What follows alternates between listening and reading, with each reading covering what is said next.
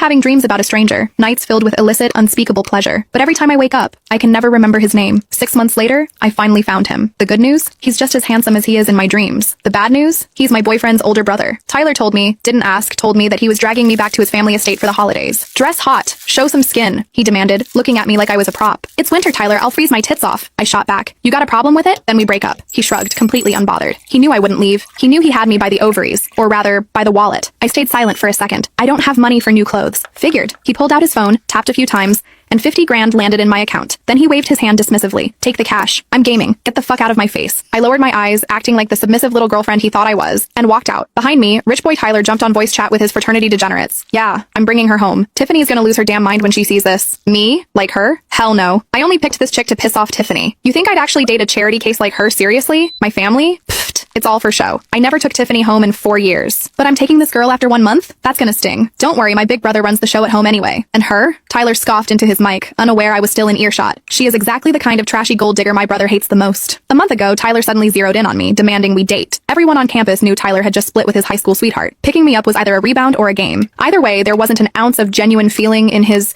stacks of cash. Tyler's family owns a massive conglomerate listed on the NYSE. His older brother runs the empire. A guy like Tyler, who burns money on supercars and bottle service, drops enough spare change to cover my mom's medical bills. But Tyler didn't know shit about that. He thought I was madly in love with his charming personality. Yeah, right. Tyler booked first class, obviously. The second we boarded, he slapped on noise-canceling headphones. Do not disturb, he muttered. Fine by me. I drifted off almost immediately. Suddenly, a familiar heat washed over me. I was curled up against a man's hard chest, my skin burning. Again? How many times was this month? Can't get enough, can you? He gently rubbed his thumb over my lips, which were swollen red from his kissing. You look beautiful today. Where are you going? Going to meet my boyfriend's family, I whispered in the dream. You have a boyfriend? I pouted, being bratty. Yeah, so? He went silent. I looked up, staring okay. His voice was deep, clean, and sounded like he was coaxing a child. No. Why? Am I not satisfying you? Oh, you satisfy me. You satisfy me too much, but who settles down with a dream guy? When I wake up, I have nothing. Maybe that stung him. He didn't speak again. The jolt of the landing gear hitting the tarmac woke me up. Tyler was staring at me, frowning. Chloe, are you okay? You're sweating. I wiped a thin layer of perspiration from my forehead. I'm fine. That dream again. It started 6 months ago. This stranger just appeared in my sleep. At first, it was normal. Then I realized he was constructed like a Greek god. So naturally, I started touching. Then the dreams went off the rails, straight into X-rated territory. I didn't know who he was. Every time I asked his name, I'd forget it the second I woke up. Only the sensation, the touch, the heat felt disturbingly real. I even saw a shrink. Ideally, she said, it's just fantasies. You're young, horny, and repressed. It's normal. Makes sense. I've never even held a guy's hand in real life. Tyler thinks I'm beneath him, and I'm just here for the paycheck, so we maintain a weird, sexless distance. Your face is red, Tyler noted, still staring. If he knew why my face was red, he'd probably have a stroke. I touched my burning cheeks. It's just warm in here. Have you seriously never been on a plane before? Hillbilly? He sneered. Yeah, first time. Thanks for the ride, Tyler. I was too honest. It killed his urge to mock me. A moment later, he awkwardly reached up and adjusted the air vent above my head. He froze, looking confused by his own nice gesture. Thanks, I said, looking out the window, not giving a damn. At baggage claim, Tyler wandered off to make a call. Did you invite Tiffany? Good. See you guys in a few days. My girlfriend? Pfft. I'm dumping her ass the second Tiffany sees us together. He hung up quickly when he saw me approaching. Chloe, listen up. One rule. Yeah? My parents are chill, but watch out for my brother. Why? Does he eat people? Tyler looked at me weirdly again. I used to just say yes and okay like a good little doll. Now that my savings account was almost full, my acting skills were slipping. My brother has a distinct stick up his ass. He's dominant, controlling, and what he says goes. Even my parents are scared of him. Just stay out of his way. Tyler was a chaotic brat, but implying his brother made him look genuinely fearful. Understood. I barely cared. You don't look happy to be going to my mansion, Tyler complained. I'm thrilled, I said, deadpan. The driver took us to the estate. It was massive. His parents were surprisingly nice, asking about my major and my life. Then, right before dinner, he walked in. Ethan. Tyler lost all his swagger immediately. He stood up straight like a schoolboy in trouble. Hey, Ethan.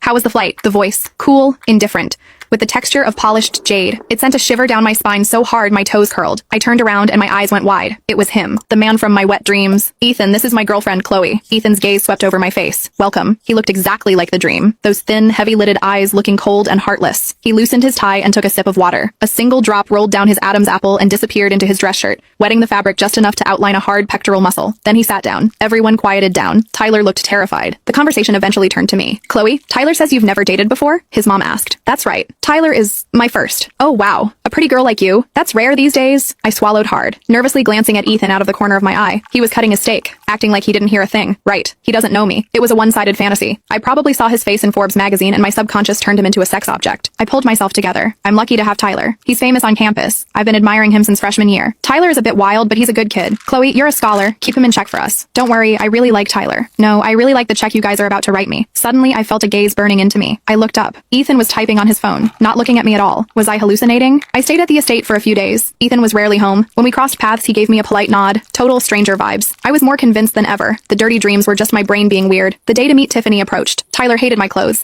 so he had someone buy a sexy outfit, a skimpy slip dress, in the middle of winter. He made me put it on for photos. The house had heating, but the dress was basically tissue paper. I was shivering, but Tyler was too busy trying to get the perfect angle to make his ex jealous. The next day, I woke up with a raging fever. Tyler didn't give a shut. He left to get drunk with his buddies. Of all the times to get sick, I heard him bitching on the phone as he left.